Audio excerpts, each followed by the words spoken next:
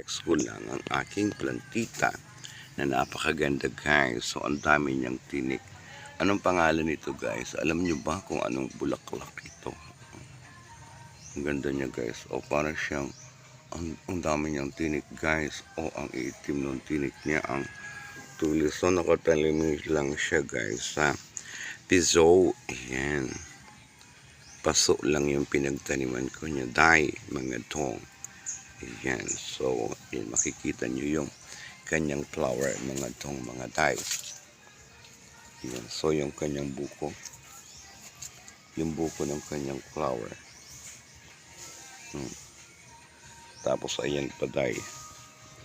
Yung kanyang buko. Ang dami-daming buko. Tapos guys, ang dami niyang tinik. Puro tinik siya guys. O, di ba mga dong mga day? Ang ganda-ganda ng kanyang flower. O. So ito na guys, ang kanyang flower. Makikita nyo day. The beautiful flower. So ang ganda talaga niya. Matutuwa kayo dun sa lips. O, kulay orange gem dye. Kulay orange siya dye. O, maka-orange siya dye. O. Orange na orange.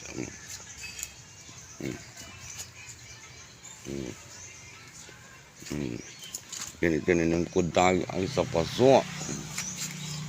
Yan yung paso guys. Ito meron pa dito. Ang bulaklak pa din siya guys. Ang daming tinik. Puro tinik siya. Tingnan nyo sa ano niya. Puro tinik. Ang dami ng tinik.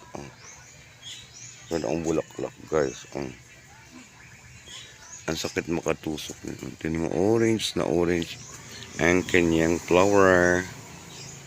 Orange na orange tayo mga tong mga tayo.